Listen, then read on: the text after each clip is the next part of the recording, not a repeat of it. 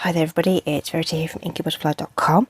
Thank you very much for joining me today for this card making tutorial, which is part of the Project Share Project blog hop, which we do on the first Saturday of every month. So that's myself, Jill, Jez and Heather.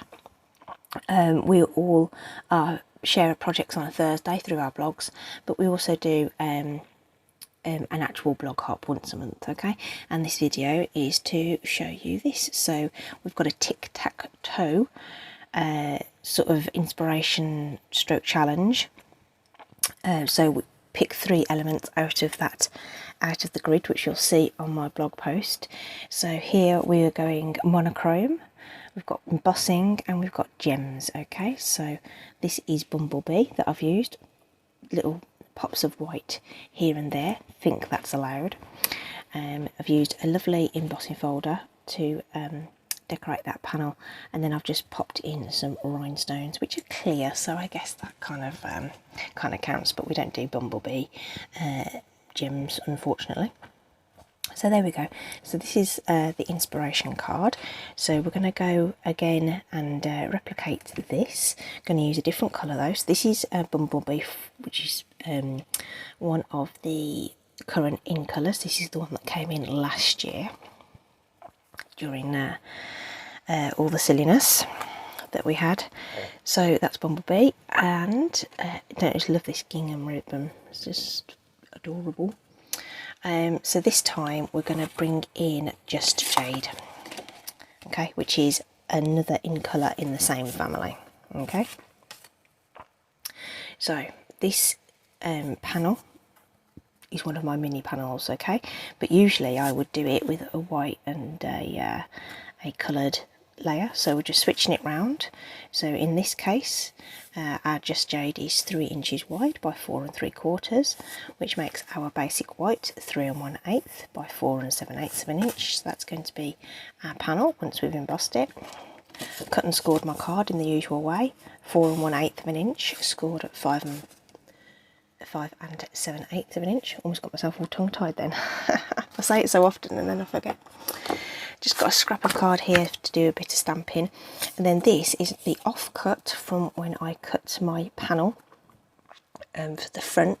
So you'll be left with a nice piece of card that you can use as a card layer from a single sheet, but you also get this little bit, and that's just enough to cut some sprigs with our sprig punch. So while it's in my hand, we may as well get that done. So it's just wide enough to fit in there. So there's one. Then we're going to do the other end. So it literally just fits. See? Oops.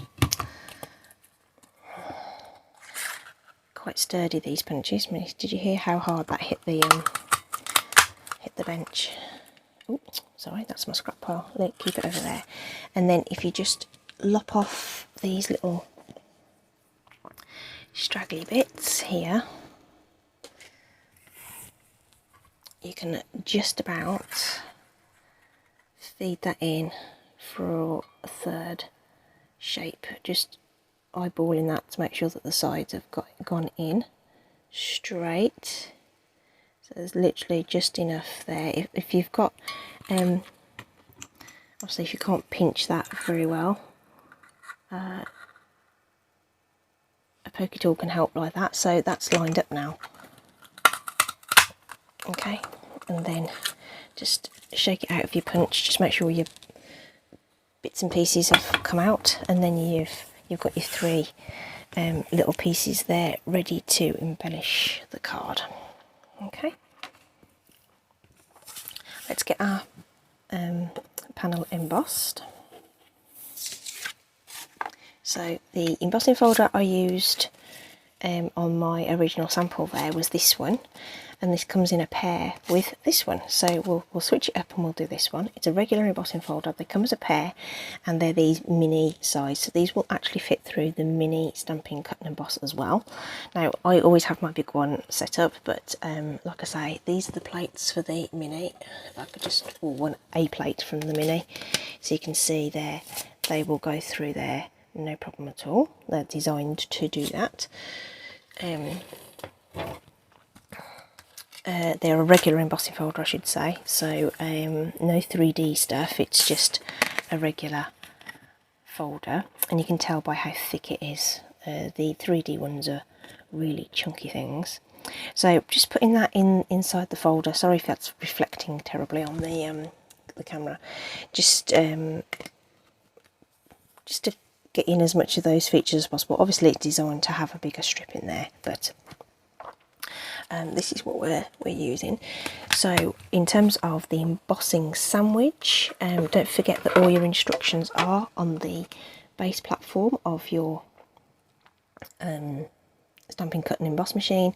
So here's the embossing folder section. So for a regular one we need our base platform, a cutting plate, our embossing folder and another cutting plate. So that's what we're going to do, number 1 and 2, number 3 plates. Okay, so I'm just going to put that back on. This is my well used base plate, and then I've got a top plate, so that's how that's going to go in, and we'll just roll it through. It's very, very easy to do. Let's just make sure that's lined up though, because otherwise the pressure won't be evenly applied. There we go.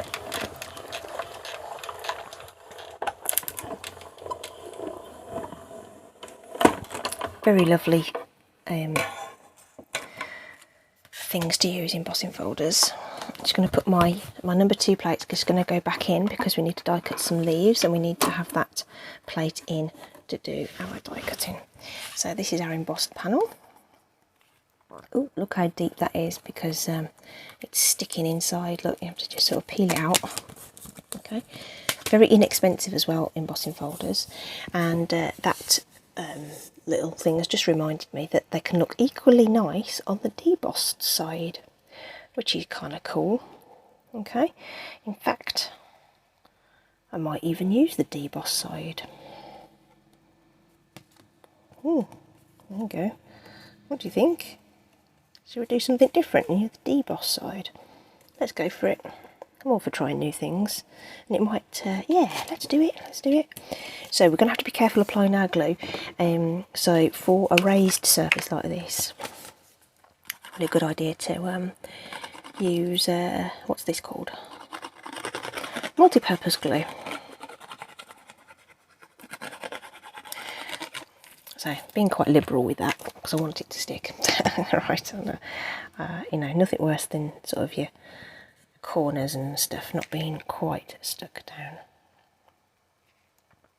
So lining that up. The other thing just to bear in mind, probably not so much of a problem with this particular folder because there's quite a bit that isn't embossed, if you know what I mean. It's just sort of the ends, but a heavily patterned embossing folder or a 3D embossing folder that's sort of, just holding that down a bit while I chat to you. If you've got a 3D embossing folder or a heavily embossed pattern, basically you're bending the fibres, aren't you? So you may slightly adjust the overall dimensions of your piece of cardstock, but only by a fraction. Okay, so just bear that in mind. If you're sticking something down, you're thinking that doesn't quite look even, it could be just a result of the paper sort of bending and creasing. So that looks cool with the debossing. I think that looks lovely. I'm going to bring in this gingham ribbon. This is just jade, but it comes in a set of 3. It's the Flowers for Every Season ribbon, and it comes with some Misty Moonlight and Silver Baker's Twine, which is gorgeous. Some beautiful white ribbon. I've used all that up. I think I got 2 packs of this, and I've used up both spools of my white ribbon, but still got plenty of the other 2 left. And the white one is fabulous. It's slightly wider. I mean, how much? I think that must be 3/4 of an inch. Maybe not 3/4 of an inch. Maybe half an inch. This is half an inch. Yeah, it's not quite, so maybe just a little bit narrower. But I think the white one is 1/2 inch. It's a wider ribbon, and it's really lovely to work with. It takes colour really well as well. So that's another alternative if you wanted to add ribbon to your card, doing a monochromatic design. Then don't forget you could colour some white ribbon to match. Right, I'm faffing about with that now, so I'm just going to tidy up the ends a little bit. Try and get them something like even. Ideally you want nice sharp scissors for cutting ribbon. And then we're going to wrap a little bit of this around the back of this one. So just going sort of towards the bottom, and we're going to go, well, I say towards the bottom, below centre is, I think, is the phrase that we want there. Going to wrap it round once so it's sort of even, and then we're going to go sort of on a diagonal like this. Okay, secure it at the back, cut off any excess that we've got, so that's just going to overhang a bit, so we'll just lop that off. Okay, and that's the beginnings of our stamped panel. The bow's going to go on next because I used this as my sort of marker for how I was going to then add on that tail. Is much longer than that tail. I'll sort that out in a moment. So this is going to go somewhere around there, I reckon. That was a glue dot. So that ribbon is not as tight as it could be. I've somehow it's got a loop in it somewhere. Let me just do that again. Re-secure it.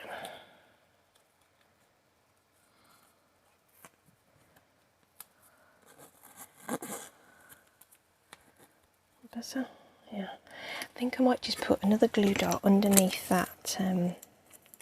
The other one didn't seem to have too much of a problem there. Maybe it's because it's thicker. I'm going to secure that with a glue dot. Just to make that a little bit more secure. There we go. It's cute. Okay. So there's the beginnings of all of that. We need to stamp some leaves, which of course we're going to do in just jade ink. And we're going to be just quickly getting those die cut with the coordinating dies. So I didn't tell you what the stamp set was, did I? It's Forever Fern and the coordinating dies. So this is a really beautiful stamp set. I absolutely love this, and the definition you get from the image is just amazing. It's a distinctive stamp, so it's cut so that the portions of the stamp take on a different amount of ink, giving you this very wonderful dimensional look to your images. Okay, so we just need to run these through quickly. There's only two, so it won't take a minute. So just laying that over the top, just so that I can't see any white around those sort of points there. And we'll run that through. So I've put it's 1, 2, 3 for die cutting. So base plate number 1, your thin die adapter plate number 2, and then sandwiching your cardstock and dies between 2, 3 plates. So that's it. 1, 2, 3. And like I say, the other sandwiches that you need for doing embossing with regular or 3D folders is printed on your base plate for your reference. So there's our 2 leaves. So there's all our elements. I'm just going to bring in the card base and just a bit of scrap paper so that I can do my little inking. Oh, I haven't stamped my sentiment either, that's the other thing I need to do. Just put that there to remind me. Where did I put the ink? Oh, silly. I put it down thinking I finished with it. that's what it was. So we're just going to use this sort of cute splatter to add some interest to the edge of the card, and sort of twist and turn the stamp on your wrist, you know, like this, so you get slightly different. You won't look all lined up basically. You could do a mixture of first and second generation ink for a different look. But I just wanted it to be there in all its glory. So that's stamped, ready to go. Gosh, let's let go of that. And then this is my little sentiment strip. This is 1/2 inch wide. Already put my little hello message on the block, so I know that if I line up the block with the grid paper it's going to be straight. So just trying to make sure that's it in the, just coming in from the end so that I can just put in my little just shape it and cut it down. Right, so I have finished with the ink pad now. I don't need that anymore.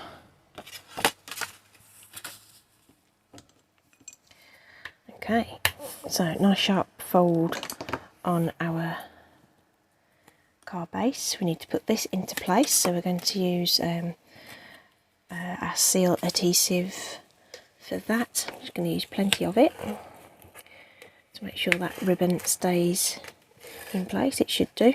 It's got plenty of seal underneath it now, so that should be fine.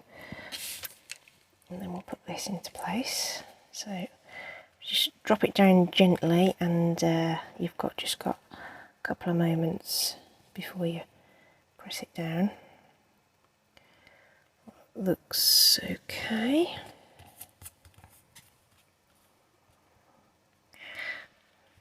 Okay, sentiment's going to go on next. So like I say, I'm just going to chop into that to give it a more interesting end there, and then cut it down to size, and that's going to slot in underneath here somewhere, so that it's still, because we want it to be red. Or shall we do it above this time? Might put it up here this time round, just for something different. And because I can, I'm going to use some of these little edge pieces of my dimensional sheet to put that on. This is going on a reasonably flat portion of the embossed background, so I'm going to, don't need to add any glue or anything. On the other one, because it was quite raised, I decided I needed the extra security of some wet glue as well. Stamped leaves in next, which we're just going to do with some Stampin' Seal, just a little bit, just to hold those in place.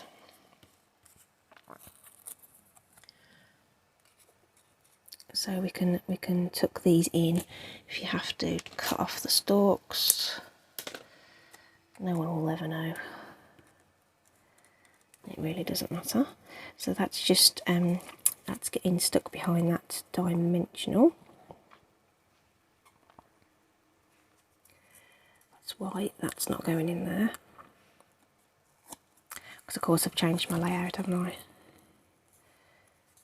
Would like to peel that up really, but it's going there instead apparently. I'd like that more at an angle really.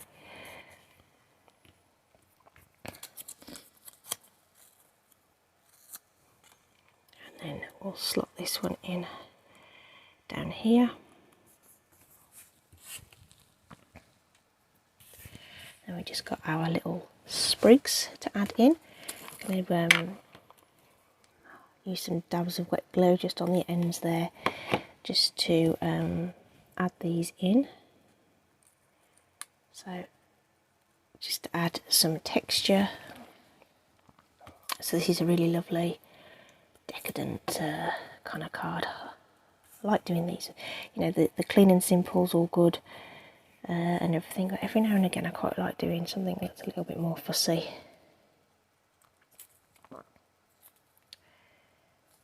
You know, for those special people, you know. Tuck that in there. If you need to, use a pokey tool just to get in there and press that down. So it's all really lush and full of dimension and texture and stuff. Isn't that lovely? And then of course, to meet our tic-tac-toe challenge, we need to add our gems. So just using the teeny ones, which will just help frame our sentiment as well, like so. So there you go guys, it's our Just Jade version. Here's our original in Bumblebee, like this one very much, but each have their own merits. Please do stop by the description, click on my blog post. Now you'll find links to all the other ladies' blogs, and I'm pretty sure that they will have videos to accompany their projects too, if not today, later in the week. So yeah, enjoy. I hope you've had some inspiration there on how you can use a monochromatic look to achieve a really, really nice look. Okay, take care, stay safe, and I'll see you soon. Bye.